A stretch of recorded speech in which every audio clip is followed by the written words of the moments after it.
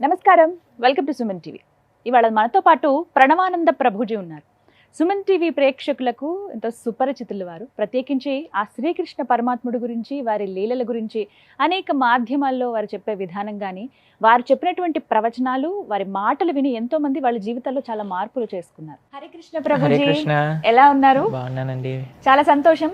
చాలా రోజుల తర్వాత మాట్లాడుతూ ఉన్నాము. మీరు కూడా చాలా బిజీగా ఉన్నారని విన్నాము.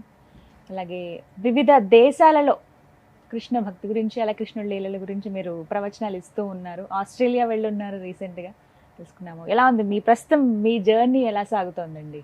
చాలా బిజీగా సాగుతుంది. ఒక ప్రోగ్రామ్ తర్వాత ఇంకో ప్రోగ్రామ్, ఒక ప్లేస్ తర్వాత ఇంకో ప్లేస్, ట్రావెలింగ్ ఎక్కువగా అవుతుంది అనమాట. సో సమ్హౌ ఇప్పుడు భగవంతుడు ఆ సేవనిస్తున్నారు, చేస్తున్నాం.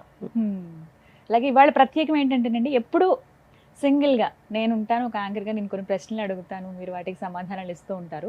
వ్యూవర్స్ అడిగిన కొన్ని క్వశ్చన్స్ కామెంట్స్ రూపంలో ఉన్న వాటిని మాత్రమే మీ ముందు ఉంచాను. కానీ ఇవాళ మీ వీడియోస్ చూసి చాలా వరకు పరివర్తన చెందినటువంటి కొంతమందిని తీసుకొచ్చాను. వీళ్ళు ఏంటంటే చాలా సందేహాలు ఉన్నాయి మాకు, మేము డైరెక్ట్గా ప్రభుజీతో మాట్లాడాలనుకుంటున్నామని ఎప్పటి నుంచో అడుగుతున్న వాళ్ళే. సో అలా కొంతమంది మాత్రమే, చాలామంది అలా నాకు ఎప్పుడు ప్రోగ్రామ్కి వెళ్ళినా, ఈవెన్ నేపాల్కి వెళ్ళినా కూడా మమ్మల్ని చాలామంది పలకరించి మరి అడుగుతూ ఉన్నారు, ఇలా ప్రణవానంద గారితో ఇంటర్వ్యూస్ చేస్తారు కదా, మేము వారితో మాట్లాడాలనుకుంటున్నాం, ఎలా ఎలా అని చాలామంది. బట్ మీ సందేహాలు ఏంటో చెప్పండి, మీ తరపున నేను అడుగుతానని చెప్పి ఎప్పుడు వాళ్ళకి చెప్తూ ఉంటాను. అలా చాలా క్వశ్చన్స్ ఇవాళ నేను ప్రత్యేకంగా అడిగే కన్నా ఇక్కడ ఉన్నటువంటి ఆడియన్స్ ఎవరైతే ఉన్నారో వీళ్ళు అడుగుతారు. మరి స్టార్ట్ చేద్దామండి. తప్పకుండా. మీ పేరు? సరిత. నమస్కారం గురుగారు. నమస్కారం. ఇప్పుడు మనం దేవుని గురించి మాట్లాడుతున్నాం కదా, చాలామందికి దేవుడు అంటే నమ్మకం లేదు. అలాంటి వాళ్ళకి మీరు ఏ మెసేజ్ ఇస్తారు? దేవుడే లేడు అనే వాళ్ళు కూడా చాలామంది ఉన్నారు, ఫ్రెండ్స్లో ఉన్నారు, ఫ్యామిలీలో ఉన్నారు, చాలామంది వింటుంటాం. అసలు దేవుడే లేడు, నేను టెంపుల్కి వెళ్ళను, నేను ఇలా మాట్లాడే వాళ్ళు చాలా ఉన్నారు సమాజంలో. ఎవరైనా అన్నారనుకోండి, ప్రైమ్ మినిస్టర్ లేడు ఈ దేశానికి, నేను నమ్మను ప్రైమ్ మినిస్టర్ని అని అంటే ఎవరికి ప్రైమ్ మినిస్టర్ని చూపించగలుగుతాము గురుజీ. భగవంతుణ్ణి కూడా చూపించవచ్చు.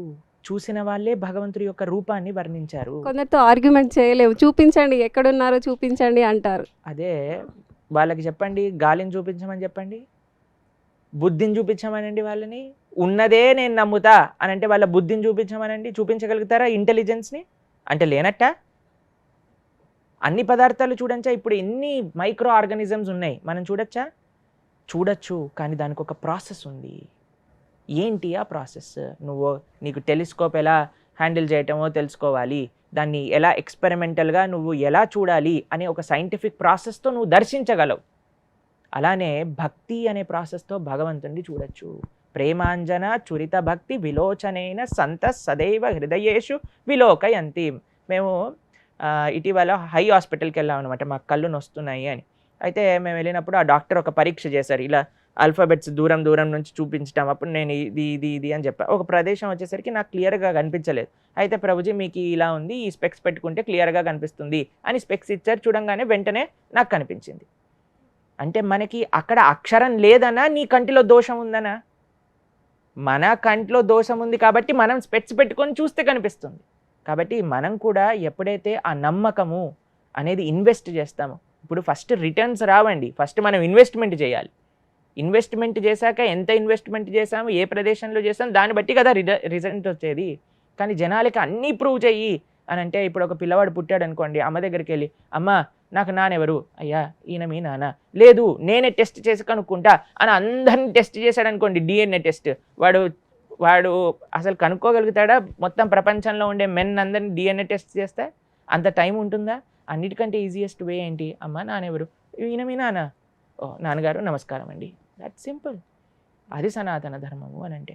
కానీ మీరు అన్నట్టుగా కొంతమంది వితండవాదం చేయడానికి వాదిస్తూ ఉంటారు. అటువంటి వాళ్ళు మనసులో ఆల్రెడీ ఇది నేను ఇలానే మాట్లాడుతా అని చెప్పి ఉన్న వాళ్ళు ఉన్నారు కదండి, వాళ్ళని మనం మార్చలేం.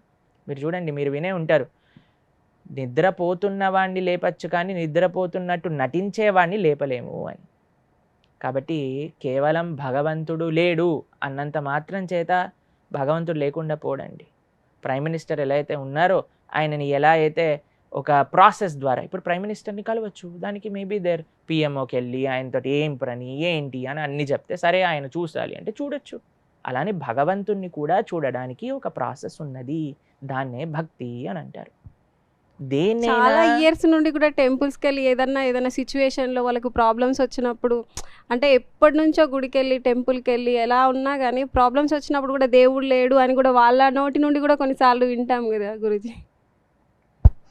అదే బిజినెస్ ఫెయిల్ అయిపోయింది అనుకోండి, ఏం చేస్తాం మనం? బిజినెస్ మార్చేసినట్టు మనకి ఆ భావన, దేవుడు మన సేవకుడు కాదు, మనం భగవంతుడి సేవకులు. మీరేమంటారు? దేవుడు మన సేవ చేయాలా, మనం భగవంతుడి సేవ చేయాలా? మీకు ఏమనిపిస్తుంది? మనం భగవంతుడి సేవే చేయాలి. కరెక్ట్ కదా? మరి ఆలయానికి వెళ్ళి నాకు ఈ కష్టం వచ్చింది, నువ్వు నాకు ఇది చేయి, నువ్వు నాకు ఇది తీసేయి, నువ్వు నాకు అది చేసేయి అంటే దేవుడికి చెప్తా, ఓయ్ రే ఈ వాటర్ బాటిల్ తెచ్చి నాకు అని అడిగామనుకోండి ఎవరైనా. ఇప్పుడు మీరు నన్ను అనుకోండి, ప్రణవానంద దాస్ ఆ వాటర్ బాటిల్ తీసుకొనిరా అని అంటే నేను తీసుకొచ్చి ఇస్తాను, ఏం పర్వాలేదు. కానీ అడగచ్చా? అడగచ్చా అంటారా మీరు?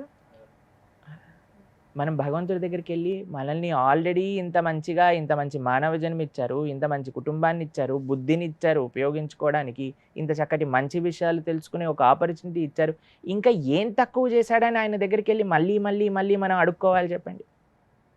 భగవంతుడికి అన్నీ తెలుసు, ఆయన ఏది చేసినా మన మంచికే చేస్తారు అనే నమ్మకం మనతోటి ఉండాలి. కానీ కేవలం ఏదో ప్రతిసారి గుడికి వెళ్ళిపోయే వాళ్ళకి పరమ భాగవతోత్తములు భక్తి ఉన్నవాళ్ళు అని చెప్పలేమండి. మ్యాక్సిమం పీపుల్ గుడికి వెళ్ళేది దేవుడితో బిజినెస్ చేయడానికి. అయ్యా నువ్వు నాకు ఇది ఇస్తే నేను నీకు అది ఇస్తా. వెంకటేశ్వర స్వామి చిలుకూరు బాలాజీ తెలుసు కదా మీకు, ఇన్ని ప్రదక్షిణలు చేసి మీరు నాకు వీసా ఇస్తే మళ్ళీ వచ్చి నేను 108 చేస్తాను. మేము ఒకసారి అక్కడికి వెళ్తే అందరూ ఏదో మ్యారథాన్ రేస్ రన్ చేస్తున్నట్టు నడుస్తున్నాయి. ఏంటప్ప ఏంటి వీళ్ళు చేస్తుంది, ఒక పేపర్ పట్టుకొని ఇలా ఇలా ఇలా ఇలా అంటున్నారు అనమాట. ఏంటని చూసేసరికి అక్కడ 108 రాస్తున్నాయి అనమాట. ఇంకొకటిదేమో చిన్న పేపర్ ఉంది, ఏంటి ఇది అంటే ఇది ఫస్ట్ నేను 11 ప్రదక్షిణలు చేసి వెంకటేశ్వర చంపితే నాకు వీసా రావాలి అని, వీసా వచ్చాక 108 చేస్తాను. ఏంటి బిజినెస్ చేస్తున్నావా మనం భగవంతుడితో? బిజినెస్ కాదు చేయాల్సింది, భక్తి. కాబట్టి ఎవరైతే ధర్మాన్ని తెలుసుకుంటారో, ఎవరైతే గీతా భాగవతాదుల అధ్యయనం చేస్తారో వాళ్ళకి మాత్రమే తెలుస్తుంది భగవతత్వం అంటే ఏమిటి. నేను మొన్న ఒక వీడియో చూసాను, ఇన్స్టాగ్రామ్ రీల్ నాకు పంపించారండి.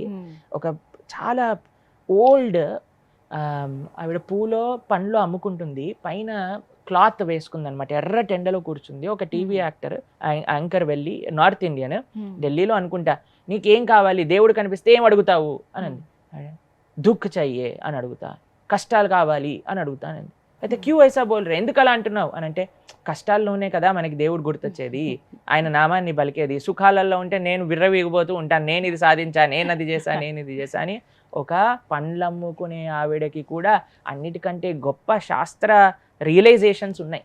అదే కుంతి మహారాణికి కూడా కృష్ణుడికి అదే ప్రార్థన చేస్తుంది. కృష్ణుడు వెళ్ళిపోతూ అడుగుతాడు, అమ్మ అత్త ఏమైనా చెయ్యనా అని అంటే, ఏం లేదు తండ్రి, చాలా కష్టాలు ఇచ్చావు చిన్నప్పటి నుంచి, ఇంకా కష్టాలు ఇవ్వు. ఎందుకంటే ఇంత కష్టాలలో ఎప్పుడు నేను కృష్ణ కృష్ణ కృష్ణ కృష్ణ అని తలుచుకునేవాడిని, ఇప్పుడు ఇంత ఐశ్వర్యము, ఇంత భోగము నాకు ఇచ్చావు, నిన్ను మర్చిపోకూడదు అని ప్రార్థన చేశాను.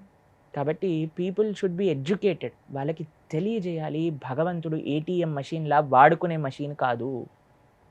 మనం భగవంతుడి సేవ చేయడానికి ఉన్నాం, కానీ భగవంతుడు మన సేవ చేయడానికి పెట్టుకోవద్దు.